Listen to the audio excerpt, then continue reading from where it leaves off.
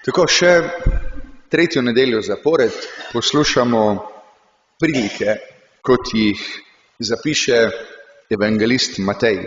Jezusove prispodobe, s katerimi skuša velikim duhovnikom in starešinam, ki so tisti, ki se Jezusovemu sporočilu najbolj upirajo, Jezus jih skuša nekako odpreti in pomagati videti, kje so se zataknili, kje so ostali, kam so se zaprli in ne morejo naprej.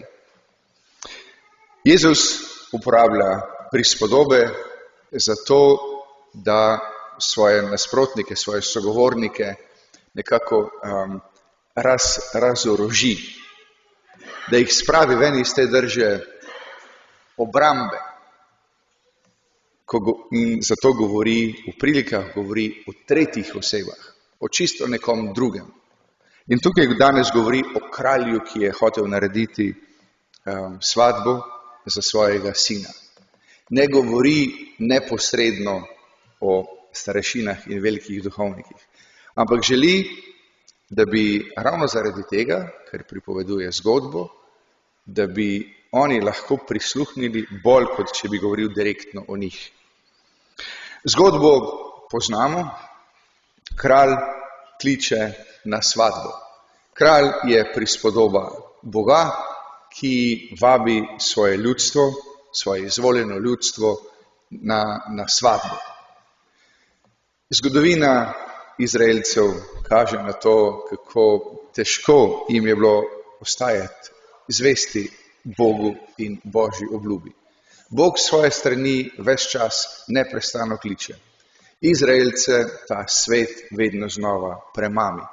Pa vidijo, pa naredijo obljubo, ja, od zdaj naprej bomo pa res se držali zapovedi. Ampak sčasoma jih odnese. Večinoma je krivo to, da jim gre dobro. To je tisto, kar jih največkrat odpelje. Zato Bog potem pošilja preroke, pošilja še prej pred preroki pošilja sodnike, da bi ljudstvo opominjali, spomnite se obljube, spomnite se zaveze, spremenite svoje ravnanje, spremenite svoj način življenja, vrnite se nazaj. In ti služabniki, ki jih kralj v prispodobi v tej priliki pošilja, so ravno ti preroki, takšni in drugačni. Kaj naredijo z njimi? Ti, ki so povabljeni, nočejo priti.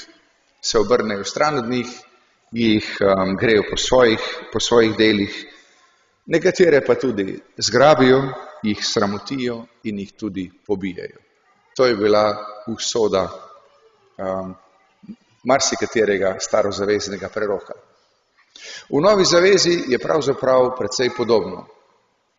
Jezus pošilja svoje apostole in njim se dogaja precej podobno. Tu in tam, katerega slišijo, večinoma apostoli vsi umrejo nasilne smrti, umrejo kot mučenci. Ampak kralj še vedno vabi, še vedno upa, da bo. In ko končno pač tega odziva ni, se kralj odloči prav. Se pravi, ti, ki so bili originalno vabljeni, očitno nimajo namena priti, bom vabil širše. Jezus v prispodobi že nakazuje, če Izraelci ne sprejmejo Božjega kraljestva, bo Božje kraljestvo dano drugim narodom. In danes lahko rečemo blagor nam, da Izraelci niso sprejeli, da lahko tudi mi danes imamo to sporočilo o Božji ljubezni, o Jezusovem odrešenskem delovanju. To bi iz tega verjetno prepoznal nekdo, ki mu je namenjen Matejev evangelij, nekdo, ki je del izraelskega ljudstva. Velika napaka bi pa bila, da bi mi danes rekli, ta zgodba je eno majhno lina v dogajanje pred 2000 leti, lepa zgodba, ampak nas se pravzaprav ne tiče. Vsaka prilika v evangelijih je tudi ogledalo. Je priložnost, da mi vidimo tisto, česar ponavadi ne vidimo, namreč svojega obličja ne vidimo. Vsaka prilika je vabilo, da se tudi mi prepoznamo v tej zgodbi. Tako kot smo bili prejšnjo nedeljo povabljeni, da se prepoznamo v tistih krivičnih viničarjih, ki gospodarju vinograda niso želeli dati odstopiti njegovega pridelka in so celo njegovega sina pobili. A ravno tako smo danes povabljeni, da se prepoznamo v teh povabljenih, ki nočejo priti. Tisto, kar je bila največja napaka, zanka, v katero so se ujeli Jezusovi sogovorniki iz današnjega evangeljskega odlomka, se pravi veliki duhovniki in starešine, zanka, v katero so se ujeli, je bila to, da so imeli sami sebe že za odrešene. Češ, mi pripadamo izvoljenemu ljudstvu, mi smo Izraelci in to je pravzaprav že naše zagotovilo za odrešenje. In kar skuša Jezus opozoriti njih in opozarja tudi nas. Samo zato, ker se imenujemo kristjani, to nikoli ni bilo, ni in ne bo zagotovilo za naše odrešenje. Evangeljski odlomek, prilika, nas spominja na našo odgovornost. Biti kristjan pomeni biti poklican. Biti poklican pa pomeni odgovoriti, torej je priložnost odgovoriti na klic, pa ne samo z besedo. Če se spomnite pred 2 tednoma zgodbe o 2 sinovih, ki sta poklicana, da gresta delati v vinograd. Ni dovolj, da starejši sin reče da, ker potem ne gre. Ni dovolj reči da. Potrebno je v dejanjih, v življenju, s tem odgovoriti na to vabilo, s tem, z življenjem, z odločitvami, z besedami, z vsem skupaj se odzvati in reči prav, grem in tudi pridem na svadbo. Izziv, torej, da ne bi mi svojega upanja polagali v to, da smo bili krščeni, da smo prejeli zakramente in to je dovolj. Ampak vsak dan znova smo poklicani, da se prepoznamo v teh povabljenih, ki se vabilu upirajo. Toliko je drugih stvari, ki nas v življenju lahko odvrne in zmede. Toliko imamo enih stvari, veste sami, kako velik izziv je pač tudi v nedeljo zjutraj se spraviti, ko je vendar toliko drugih obveznosti. Pa mogoče bi še poležali, pa še to in ono je za narediti, pa mogoče hišo za stanovanje za pospraviti. Vedno se bo našlo nekaj, kar bo predstavljalo oviro, kar bo predstavljalo izziv in težavo. Da bi rekli, sej, sem bil, pa mogoče kdaj še bom, ampak danes pa ne bom šel na svadbo. Danes se po temu vabilu ne bom odzval, ker imam drugo delo. Grem na njivo, grem po kupčiji, nimam časa. Kar bi bila res velika napaka. Kako si človek pridobi svatovsko oblačilo? Je morda tisti največji izziv, največje vprašanje danes za nas. Ko se z birmanci v teh stvareh pogovarjamo, velikokrat uporabim prispodobo enih sanitarij, toalete, v enem, recimo predstavljate si, v eni Cankarjevi dvorani, v Cankarjevem domu, recimo pred Linhartovo dvorano, človek ne more priti not kakorkoli. Ne glede na to, ali gremo na koncert, ali gremo na predavanje, ne moreš priti kakorkoli.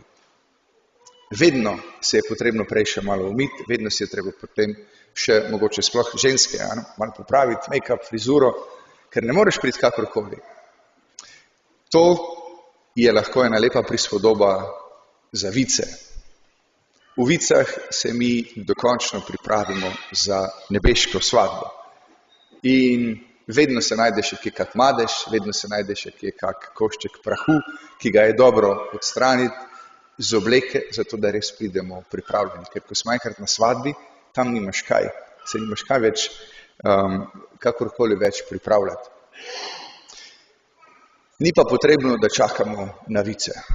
Tukaj in danes, z vsakim dejanjem ljubezni, z vsakim dejanjem služenja, že pripravljamo svoje svatovsko oblačilo, navznoter in navzven. In ko gre za služenje, priložnosti nikoli ne zmanjka. V naših vsakdanjih življenjih, v družinah, v šoli, v službi, pa tudi v župniji. Vam dam na kratko samo 4 primere, kje, če vam slučajno manjka idej. Tamle je oglasna deska, na kateri piše molimo drug za drugega in je polna. V tem trenutku je polna namenov, za katere nekateri od nas prosijo, da bi skupaj molili. To je že en primer, kako lahko pridobim svoje svatovsko oblačilo. Vzamem en listek in mogoče en teden molim za ta namen, sem solidaren, živim ljubezen. Mogoče mi ne znese za nič drugega. Drug primer je, petek zjutraj so bile tukaj gospe, ki so čistile cerkev. Zato, da se mi lahko vsak iz tedna v teden dobivamo v čisti cerkvi, zatem stoji nekdo. Cerkev se ne očisti sama in tudi župnik je ne čisti sam. So nekateri med nami, ki so prepoznali to kot vabilo, da pridobijo, da si popravijo svoje svatovsko oblačilo in na ta način prihajajo, služijo. Včeraj dopoldan, tretji primer, se je nabrala kar ena skupina ljudi, ki so po celim strehi cerkve obrezali grmovje in v bistvu pripravili našo zeleno streho na zimo in na pomlad. Spet, to se ne naredi samo od sebe. Jaz sem prepričan, da imate ob sobotah vsi čisto dovolj dela, da tudi tisti, ki so prišli, niso prišli zato, ker bi doma križem rok sedeli in gledali v zrak in rekli, ok, pa gremo nekaj delati. Ampak, da je bil to čas, ki je bil izborjen, čas, ki je bil podarjen. Zadnji primer, služenje, pevski zbor. Spet, ni preprosto si vzeti vsak teden časa za to, da greš na vaje, za to, da si na vsaka 2 tedna ob nedeljah razpoložljiv, za to, da občestvu pomagaš lepo obhajati Evharistijo. V vsako od teh 4 skupin res lepo vabljeni. Poskušajmo prepoznati, kam nas danes Bog kliče, kje nas danes Bog vabi, da se odzivamo na to njegovo vabilo in da z življenjem in odločitvami kažemo, da smo se odzvali, da smo slišali vabilo, da smo ga sprejeli in da se imamo namen udeležiti. Da delamo nekaj na tem, da bomo lahko nekoč v resnici v primernem svatovskem oblačilu prišli na njegovo gostijo. Amen.